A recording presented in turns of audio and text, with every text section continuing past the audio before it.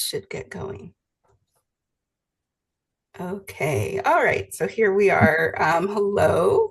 We're the team at the Writing Skills Improvement Program, and we're excited to be talking today about the concept of growth mindset.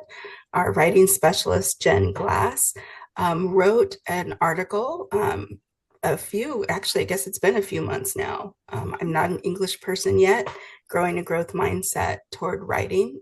That was featured on LinkedIn and that we've shared through social media and our newsletter. And we didn't have the time to come back to it in April and kind of dive into what a growth mindset actually is and what these concepts mean, and particularly in our context with academic writing. So we thought we would cover that in a discussion. So I'm going to kind of put Jen on the spot and ask her to lead us in a little discussion, helping us get a better understanding of what growth mindset is and why we might or should be thinking about it as we're developing our writing skills. Sure. Thanks, Andrea. Well, I got the idea for this blog from my other job, which is at the Pima County Public Library, where I work primarily with K through 12 students, helping them with their homework and their reading skills. And I learned about growth mindsets through my training for that job. And it really, in that context, focused more on how we can praise effectively young learners. So reinforce their process, their work ethic, their effort, their strategy use, as opposed to any sort of allegedly innate abilities they may have. So for example, if someone is doing really well with their math homework, it's more effective to say, wow, can you talk me through the strategies that you use to complete that assignment, as opposed to, great job, you're really good at math. So to take a step back, a growth mindset, broadly speaking, is the attitude that intelligence can grow, that skill can grow in all areas. Not that everyone will necessarily achieve the same level of skill, but that all of us can improve in all areas given the right effort, attitude, strategies, supports, rather than assuming like, I'm just not good at this, or I'm going to be bad at this one area for forever. You know, I'm not a math person, for example, or I'm just not good at writing. So I thought that was a pretty powerful concept, and I wanted to dive in a little bit more deeply in our context of supporting writers in higher ed. That's what the blog is about. And towards the bottom, you'll see, as Andrea's scrolling down, that I tried to offer some really concrete suggestions for writers that can help them work toward this idea of a growth mindset. And I think that ties into, frankly, what we do at WSIP every day when we work one-on-one with writers in groups, even when we teach workshops. But maybe we can start with a really brief conversation among us about anything that did not come easily to us as members of our team, but that we stuck with and worked on and improved in through effort, support, trying new strategies. Obviously, we possess strong writing skills. They may or may not have come easily to us, but there are also probably other areas of our lives in which we haven't felt super confident or skilled going in, but we worked hard, we sought support, and we improved. So maybe each one of us can talk a little bit about that to get us started. And I can start. I played competitive ultimate frisbee for more than 20 years. It's a field sport that involves a lot of running and catching and throwing. And although I fell in love with the sport immediately, it took me a very long time to become a competent thrower. It did not come easily to me at all. I had to really, really work hard on it, put in extra time, have teammates help me with that skill. And I would say it took me at least 6 to 8 years to develop decent throwing skills. And I still wouldn't consider myself a really strong thrower, but I got competent. But it took a lot of time and a lot of effort. And it was a little bit of a blow to my ego that it took so long. But I'm glad that I stuck with it. And it's definitely an area that I improved in. I have some thoughts on that too. And like, I hadn't realized it until you mentioned the ultimate frisbee, Jen, but I had like a, kind of sport experience of that too. Just like growing up, my entire childhood, I was always doing either dance or gymnastics classes, but I was literally like never good at them. Like not good, like other people would do it competitively. I never did that, like, um, but it was something I really enjoyed and I knew it was good for me and healthy too. And so like I would just keep trying and keep doing it. And I knew that I didn't ever have to become like great at those things. Like that wasn't their purpose, was for me to become like celebrated in them or something. It was just to do them was their purpose. And so I did get better, like when I started, I was afraid to go backwards for anything. And then gradually I could do a back walkover backwards, even though it was scary. And then that wasn't scary anymore. But back handsprings were really scary. And then I was able to do back handsprings, again, with lots of time and support. And honestly, like behind my peers, like most of my age peers mastered those skills before I did, and more confidently than I did. But but it never felt like I couldn't do it. Well, actually, no. Okay, it definitely felt like I couldn't do it, for back handsprings for sure. But I did over time, like just practicing more, um, and and so like, and I think that was like a very valuable experience for me to like get that opportunity to like do something and keep trying to get better at it without feeling like I was doing that to become the best at it. Um, and I guess actually that's really similar to my other example that immediately comes to mind, which relates to data visualization.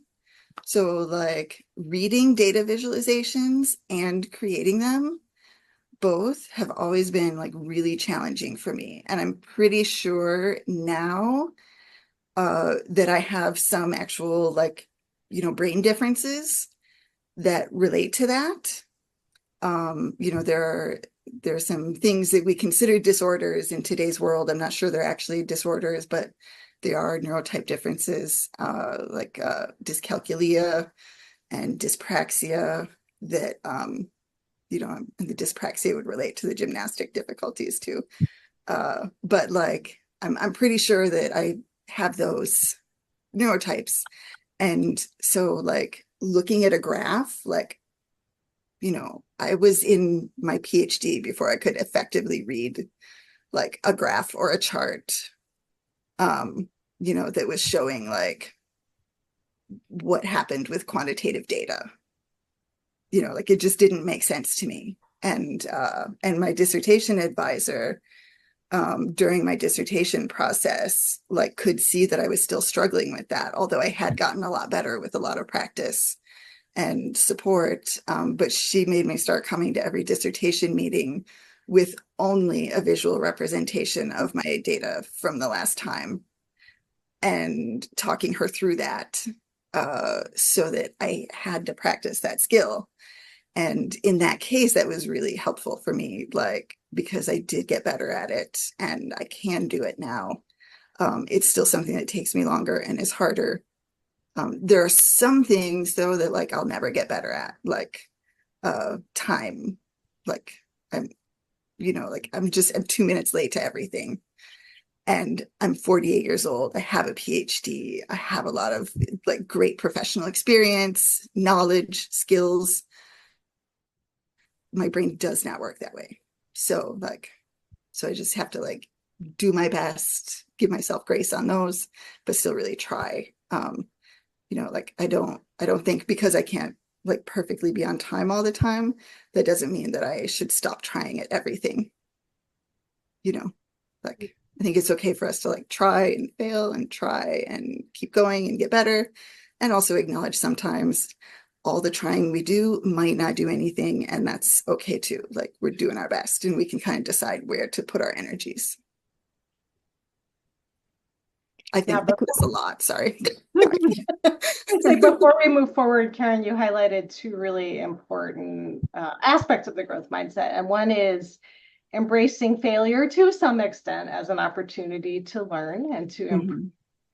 And the other is finding joy in doing something for its own sake, in learning for its own sake, in writing for its own sake. And in an ideal world, at least some of our experience involves that kind of joy. And we're not just working for praise, kudos, rewards, grades, publications, whatever those external motivators are, but rather sheer joy in doing the thing, right? And so I really appreciate that you raised that point. Mhm. So I could keep tagging along with sports and Ed swimming, but I'm going to actually talk about language use because I think that was stronger for me. When I was in high school and I was in Italy, you choose the high school within an area of studies. So kind of like you pick your major here when you go to college. So it was languages. So I had English, French, and then German came along. And in my second year, I was failing both French and English. So obviously it was a lot. And of course the teachers are like, you're getting I don't know, it was numbers, failing was 5 and 6 or 4 and 5, and then 6 was just passing. And my mom, you're like, okay, you need to get a tutor. So it was all about you're failing. We need to bring you up. You need to pass. And so it was definitely a lot of negative talks around that. So I spent a summer, um, you know, working on English and French. So that was the first time I went to England. And this was especially for English. With French, it was mostly like working with a tutor. But spending that month or so in England, just being immersed in the language, it made me realize how it was just much more about than learning the language. It just came with culture, which in a classroom, it was not happening. And I knew I love to travel even before. So I knew I wanted to be outside of Italy pretty much. That didn't matter where. But having had that experience kind of just like motivated me to say, okay, I need this because I want to talk to people. And so that kind of switch, like the classroom perspective versus what you can do. It was not just about grammar translation, a lot of memorization, fill in the blank. That's how English was offered to me or taught to me. So when I came back, so I was able to take tests in September before starting the next semester. So I knew if I was going to go back to the next grade or not. So I did really well, both French and English. And so that changed how I learned. Like I was raising my hand more in class. And so I did not realize like, growth mindset, it was not in my mind at all, but I knew what I wanted in the end, but I took a different path without even trying to learn it. It just came differently. And thereafter, it was always the same obstacle. It was always language. Came to the US, well, you're really doing well in class. But then when you take a class with, at the university, oh, your language is not good enough. So it circles back to the same point. So what do I do to get that? And so it felt like I tried always to open new doors and see where they were going. And I kind of just went along. And the sense of failure was always there because, like, okay, you cannot do the homework. You do not know what they're saying in class. So what I'm going to do? Go talk to the teacher. So I always try to find support. And that just kind of helped me along. And I was not, I told myself, okay, that's not good enough. That's always there. But I think what has really helped me, like in the path of growth, has been someone who kind of saw my potential and helped me to get that potential. And this is for everything, like jobs too. When I taught Italian, I never taught Italian before. I did not even know the grammar of Italian. I never taught a class. So, but there was potential. And then throughout the time, I was able to build that. And now I feel comfortable. And then it started with English and then I started with writing. So it was a lot of new starts, but they were the same. So it just got easier. And so in a way, it feels like just like navigating through opportunities, see where I'm curious. I always like to learn something different. I like to challenge myself, but I need to like it. So kind of like, Karen, what you're saying, I feel good with that. This is what I like and I feel comfortable. So it doesn't matter if I'm not the best. I feel good. Yeah. So that's how I've been navigating. And it's again, it's always the same thing that happens, the same cycle. But age helps because now you have more experiences, so you can put into practice what you've learned. But at the beginning, it was rough, especially from the perspective of the hearing, you're failing, you're not good enough, maybe you don't have this. So it was, and even if my parents never told me that directly, but just how they got support from me, I heard them talking, and that was just like, yeah, she's going down with a grade, she needs help. And that was still not great to hear that. But yeah. Nadia, another experience you and I have talked about before for you with like when I was worrying about my kiddos' school was math. And I remember you telling me, just relax. They don't actually need math to be an adult. I don't do math. And I was like, are you crazy? You are the best time manager and money manager I have ever met. And that's all math. And you were like, oh, but that's easy. That doesn't count. And I think that too is something that, like, when we're thinking about the growth mindset, like, you know, that relaxing of pressure was huge for me. And I stopped pressuring my kid. And now my kid is doing math all the time for things that interest them and that are important to them. Whereas before, even when they wanted to use math, they had this feeling of pressure from school. You have to do it. And so they were like, I'm not doing it. I think it goes down to they're being- practicality. Yeah. Just So, like, why do I have to do a theory? Like, like we've studied together, theory, practical. Right. What's the theory if you cannot put it into practice? And sure enough, I've learned practice a lot of the times before theory. Or I know how to do it in practice. Oh yeah, there is a theory behind it. And so I'm pretty known to go backwards for everything. So that's something that it happens all the time in work. So yeah, but so I was just thinking about like how sometimes we also don't notice our other strengths. And I think like this is something that we've talked about in our work before, like how deficit based our society is. And so like I just really like that you brought up that point. And that, well, that's very cool. I said that. I could not remember that. Yeah, so like just kind of noticing our assets too can maybe make it easier for us to keep that growth mindset in the areas where we are struggling, because we can remember, well, I've got these other strengths. Probably I can do something with this area where I'm like not feeling strong right now. That makes me think about, the idea that for many of us, we think growth means response to a challenge or response to a requirement, right? That we have to grow and acquire a skill in order to meet somebody else's expectation. Not, kind of going back to that idea of not doing it for our own pleasure or for the sake of the art of it. And I think, like, for me, I think about the experience of learning to play the piano. And I learned when I was, a young teen, mostly because my mom didn't want me sitting around, not doing anything or doing things I shouldn't be doing. So I learned to play the piano, and I played the piano for several years, and all of that kind of stuff. And then I went to college and I stopped playing. And it was something that I enjoyed, but I didn't enjoy it, right? I did it because I was expected to play the piano. So then when no one expected me to do it, I stopped and I lost the skill. And then, years later, 20 years later, I was thinking, well, why can't I play the piano? I would love to be able to play the piano. That's a skill I want, and it would help me cognitively. And so I relearned on my own, and it was the most difficult thing I have ever done. But that reclamation, right, of that learning process, that I'm going to do it for me, not because it's going to keep me out of the streets at night or whatever. It's because I wanted to learn.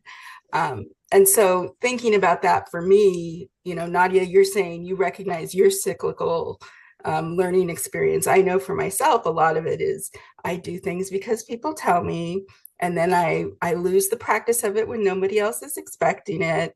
And then I'm like, oh, I kind of like that. Maybe I'm going to go back and I have to relearn it, right? So my growth is always like regrowth. And I think, you know, that's something that a lot of the writers that we work with forget or don't recognize. I remember one of the most fun lesson discussions I had with a student was trying to explain the concept of linear progression in organization. That's it. Just like, you know, how do we go from introduction to discussion to methods to discussion? And we got stuck on methodologies. And we just broke it down to this question. Okay, we're going to separate it from your research. Instead, we're going to think about what is something you like to do and what is the process in which it has to happen. And so we had a great lesson using the whiteboard, using hands, using discussion about how to apply eyeshadow to turn it into a smoky look.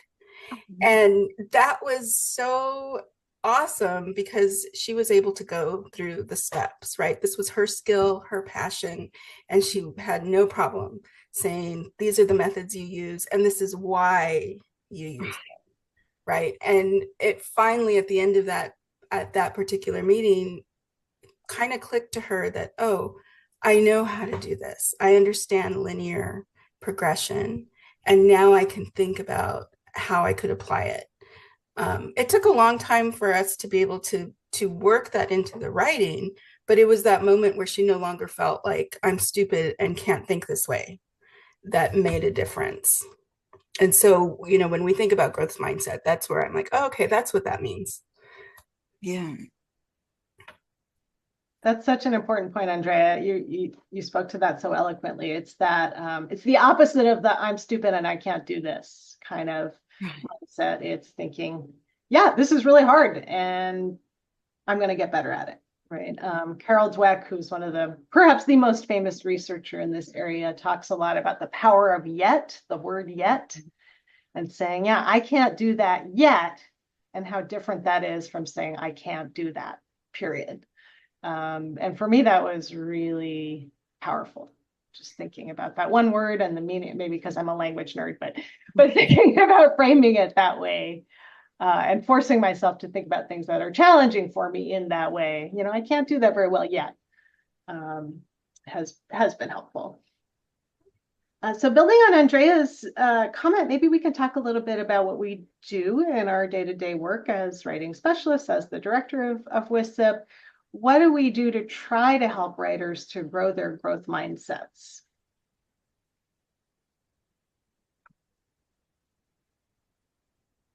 Well, I can start and just I'd like to briefly kind of offer the perspective coming from being the director that one of the things that I'm really trying to be intentional about for both students and our other types of clients, you know, for the writers that we're working with, but then also for us internally, is to push myself to be open to the next step, right? To not always be looking back at what we used to do, but to be thinking about what could we do next and what can we do differently.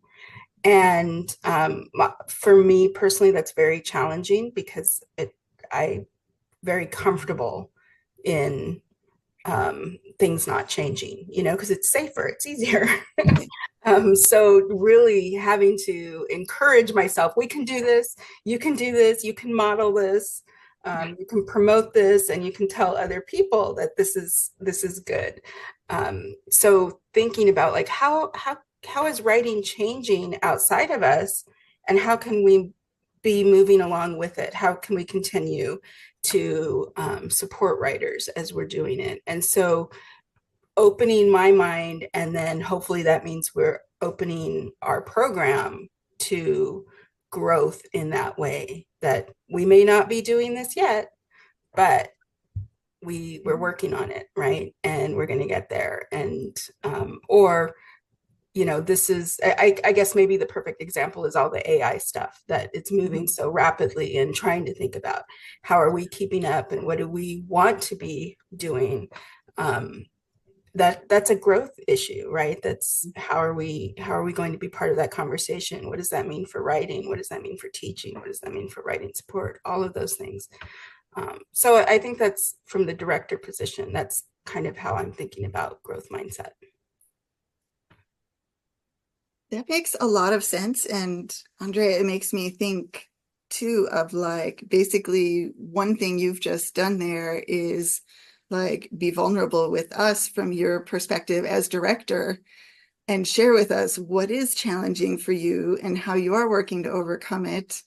And, recognizing that you're modeling that to us and you're modeling that to the writers we work with. And I think that's something I think we all do with our writers who we're working with, as well. And I know that, like I'm just thinking of the meetings I've had this week, I do share a lot of like my own difficulties and how I approach them. I share my own experiences to kind of help the writers realize that they're not like singularly facing this challenge. Because that does happen a lot. Like one reason I think we get this mindset is that we only see other people's outcomes. We don't see their processes. And so we think that like they're just good at those things and we're just bad at them. And so we can't do them. So I share, my own experiences and, obviously not naming anyone or identifying anyone, but I also share that, like I've worked with other writers who experience this. Something that I've discovered is like really useful for graduate students to know is that a lot of the time, the things we're working on with them are things that our faculty and researcher writers are also working hard to approach and having a hard time with. And when they hear that like, wait, my professors could be having a hard time with this too. Yep, we support your professors in this too, because writers need support in this, like I think that does help them realize like, oh, like there's not something wrong with me. I'm not deficient in this area. I just still have more learning to do and more practice to do and everything. And yeah, and when I think about that, like, like the power of yet, it's like, I don't know how to do that yet. And I feel like there's also like, we're not linear either, like, and I always feel like my own life, like patterns of productivity and everything go in like a sine wave, and so I'm also learning to say like, oh, I can't do that right now because I'm in the dip of my wave. Like in 2 weeks, I'll be able to do that again, you know? And like, and I am thinking of like how many times, like I'll struggle with my own writing and then talk to one of you about it. And you'll tell me a thing that I just told another writer that same day. And I'll be like, thank you for saying it to me so that now I can do it because someone else said it to me, even though I already have said this, like, so like, I think also like, it doesn't mean that we can do it all independently all the time once we can do it, once we've passed that yet. Like, it's still totally valid to need community and support and everything. Like, yeah, it's not only about the individual capacity. Yeah. You have no idea how many times I would ask myself, what would I tell my students in this situation? So can I tell that to myself? Right. Or then maybe you say that. Right. Twice I've heard it already from a couple of students that our writing time together, our sessions are kind of like therapy. They're therapeutic because once you're done, they just feel lighter.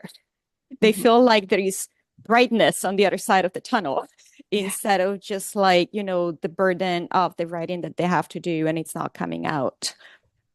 So that kind of ties with what you're saying, Karen, is like through our conversation with our students, we share same struggles, same challenges, same results sometimes. So we're just human writers, just like them. And so it normalizes, I think, the relationship, while a lot of the times you see the professor teacher up here and the students here. I would always remember when it was like the peak of the pandemic that, all the internet lines were overly crowded and, internet was always coming down. And so I was virtually meeting my class and I just said, I'm so sorry. Nothing was working internet wise. So I just let it all out. I'm like, this is not working. And one student, I'm so glad it's happening to you too, because I thought it was just us. And I'm like, no, it's happening to me too. And so that made a different relationship because I'm one of them. Like we're all together. And then I know something more I can help you with. You will teach me something through your writing that I do not know. And so that's how I take it with students. Like I'm learning from you, you're learning from me. We're working in the same direction. And so it kind of like lightens like the burden of what they have to do and empowers them because they think I can do this because I have something to say. But I feel like a lot of the times it has to be like your intrinsic motivators, because like if you want to keep growing one way, you have to want it. It's just like if somebody's telling me to play piano, I don't want to do it, but now I want to play piano. That's internal. So I think that plays a lot in our decisions. And so for myself, and it comes out in discussions as well, is like, what do you really want to do? What is your goal versus what is somebody else's goal imposed on you? If you have to do that, how can we do that? And that's going to be more difficult. But if it's your goal, like this article is what you write, the other article is like what your committee wants you to write, that's going to be a different approach on how we work on that. Yeah. Yeah, and I think part of our job, I guess, is to help writers who maybe just haven't had the opportunity to think about writing as something they are doing for themselves, help them start to shift to see that indeed that is the case, whether they're undergraduates, graduates, postdocs, faculty. But I think so much of our schooling is about perform this task because you have to, and now here's an evaluation of your performance.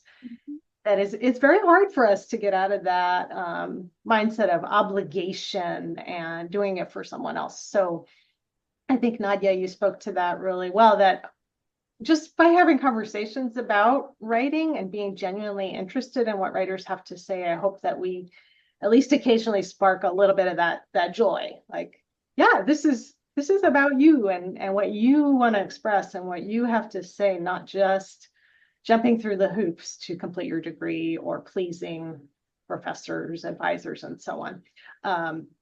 Easier said than done, of course, but I hope that because we're not in a position where we're evaluating work, we're really privileged. We get the chance to enjoy talking about writing without worrying about, how will it be judged outside of our conversations. That's a huge one, that role that the type of feedback a writer receives can have in the way that they perceive their relationship with writing, their desire to write, and even why they're writing. If you're receiving feedback that is solely evaluative and it's focused on the content, the information that you're presenting versus expression versus growth versus, how are you engaging with the audience, or then it really can shut you down as a writer, where you don't even think of yourself as a writer. And that's the comment I hear from so many students and even others, that, well, I'm not a writer. Like, what do you think a writer is? You just You right? yeah. I've been working with a writer who is she's in her 80s and she's writing her memoirs. She has written over 600 pages, yet she insists that she is not a writer, because she doesn't feel that she's doing it correctly. And any feedback she's received to this point has reinforced that. So yeah, that the role that feedback has is huge. We don't have a lot of time left, but Andrea, your comment, I think, offers a great segue to talk briefly about non-evaluative feedback, why we use it, why we think it's helpful, how it helps to promote a growth mindset. So would anyone like to speak to that a little bit? What is non-evaluative feedback? Why do we do so much of it? Yeah, like I can say something like that was actually, I think, something that was absolutely transformative for me in coming to WSIP. I had already had like 15 years experience in higher education, teaching, already training other teachers, working with a variety of skills and content teaching and everything. And when I came to WSIP, like the very first meetings where they're like, okay, now we're going to practice this thing called non-evaluative feedback. And I was like, oh my God, what do I say? What do I say? Like, oh no, I'm like, I know how to evaluate because I am a product of our system. But realizing like, oh, wait, like someone else has already said, let's take a step back. That's what it feels like to me. It's like taking a step back from our system and stepping like into the writing, into the thinking, into the experiencing. And so it is just reading and telling the reader what you understand, telling the reader what you notice, telling the reader what it makes you think about, telling the reader how it makes you feel, and asking them questions. And so many of our students like will often say like, no, I need evaluative feedback. I need to know exactly what I'm doing right and wrong. And then you say, okay, that's cool. I'll definitely offer that too. And then you start doing both.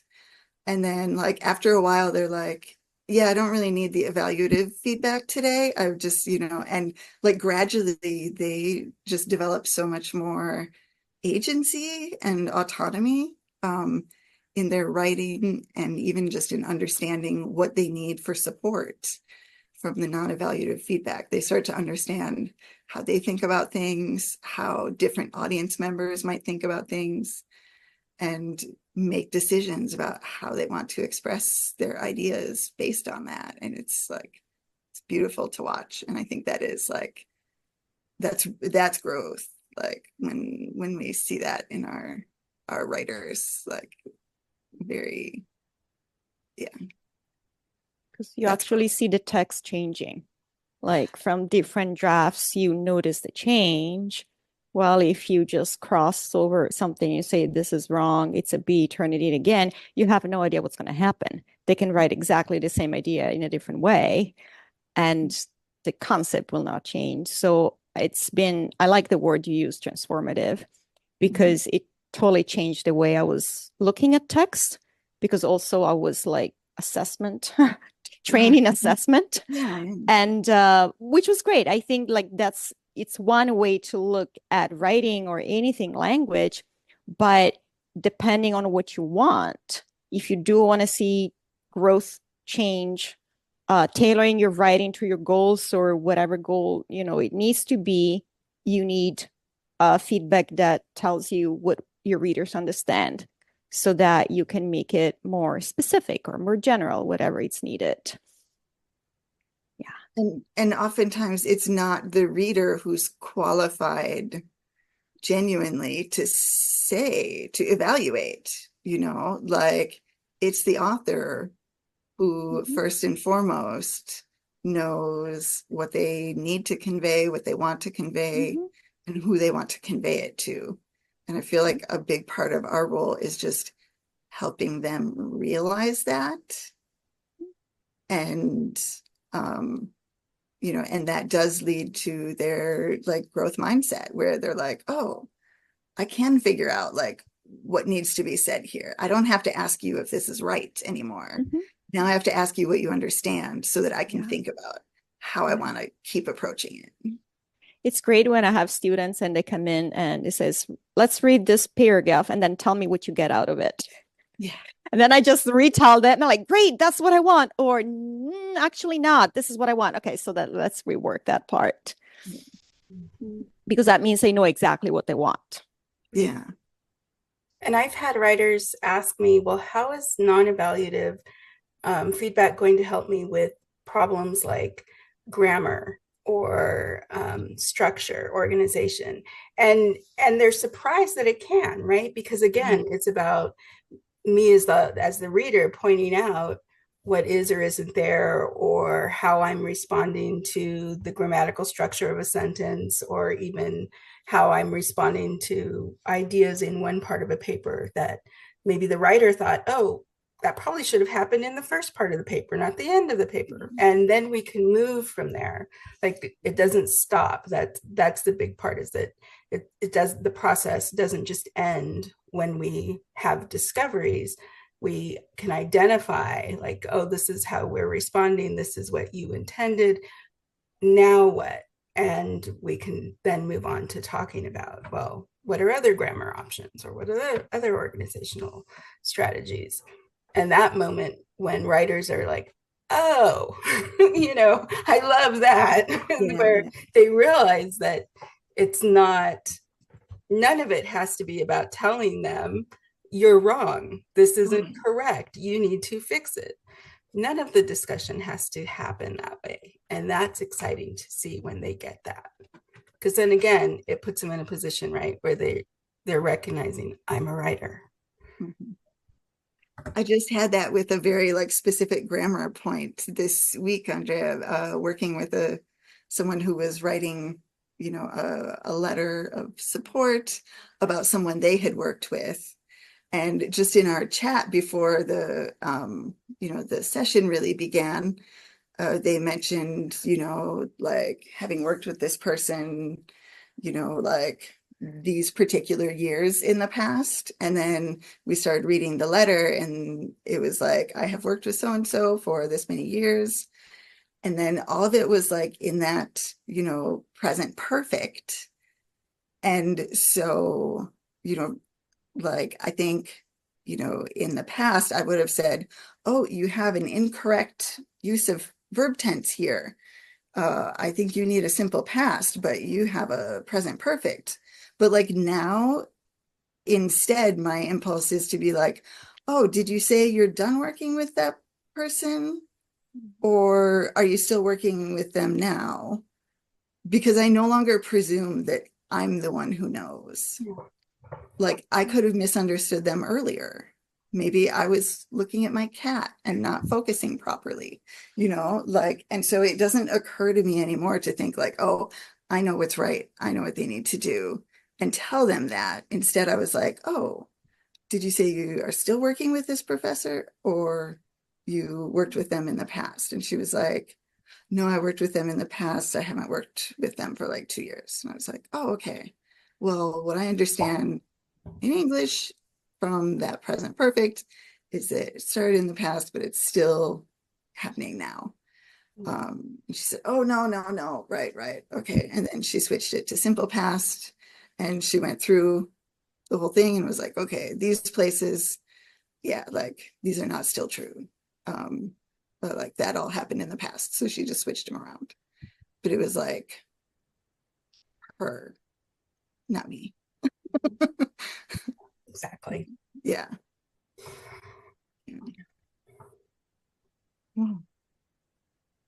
Well, as we wrap it up, any parting thoughts for our writers who may be watching this discussion? I guess I'll start by saying that as I hope became clear from our conversation, we really see ourselves as partners with you in the writing process, and not as people who are out to judge or fix your writing. And that attitude, that mindset shapes everything we do. And we hope that it also means that our writers do feel that they have the potential to grow in confidence as well as in skills. And as Karen highlighted, really take ownership of their writing. Jen, it has like throughout this whole conversation, it keeps coming into my mind that basically like my time at WSIP has really resulted in me thinking about authority in a very different way. And like we are authorities on our like subject matter and skill set. We know a lot about, writing and language and academia and different genres and so on, but we're not authorities over anyone.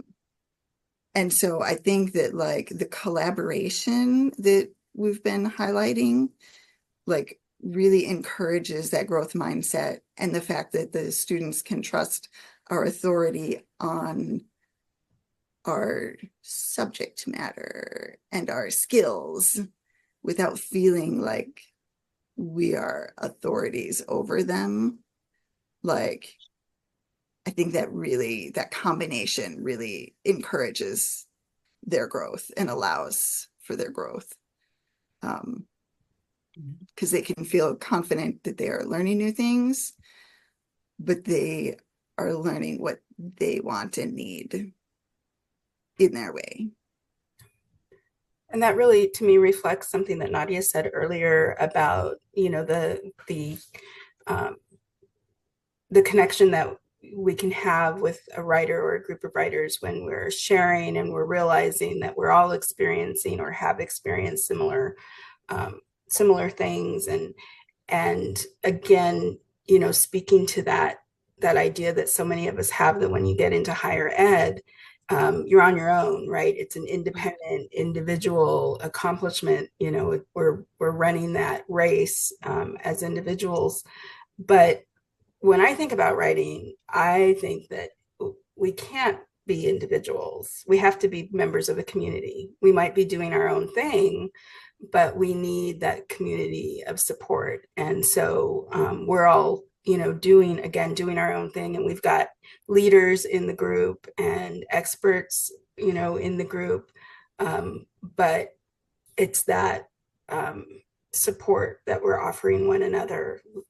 Nadia said, being able to tell her students that I'm learning from you too. Like, that's a huge one to me that I think a lot of writers miss they're shocked about when we say those types of things to them. And once you feel that, then again, it shifts the way that you perceive the experience of higher ed.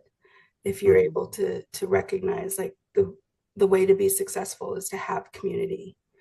And I think, that's an important factor. And I'm glad we're able to create even one little element of that. Yeah. And also thinking about, when you're thinking about your writing, about what you have, not what you don't have. Yeah. Because a lot of the times it feels like I wrote very little, or this is not good. This is like just the first draft, so it's pretty bad. Like, well, does it matter? It is here. Let's look at what you have. And if it's a blank page, let's see what bullet points we can write down.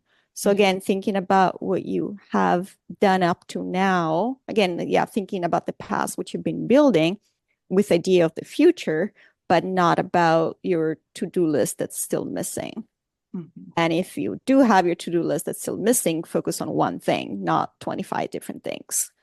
Because writing, it's like a big, big cloud. There are several components in it, so maybe you can tackle one thing at the time. Yeah. Well, thanks everyone for being part of this discussion. Sorry, Karen, you had something to say? Yeah, I just wanted to say too that just reviewing your article this week, Jen, I was reading it and I just felt like bursting with pride, and then wait, I'm not like some big person over Jen. I'm not allowed to feel proud of her for this. And then going oh my God, it's so good. And so I just wanted you to know that I really enjoyed your article. I think it's so useful and valuable and balanced, and it really gives great ideas for all of us to think about, both in how to keep growing and how to keep patient with ourselves and not be feeling bad in the areas where we don't grow according to those external markers of society. But I just thought it was really very like just really well written and really clear and enjoyable to read and learn from. So I just appreciated that. Thank you very much, Karen. And I am absolutely proud of our team, and I think it's totally appropriate to be proud of one another. So don't worry about that part. Okay, good. Yay. Cool. Well, all right. Well, thank you all so much for being here. Let's keep working on the things that don't come easily to us yet, and keep supporting one another and all of our clients moving forward. Awesome. We'll see you all next time. Bye. Bye. Bye.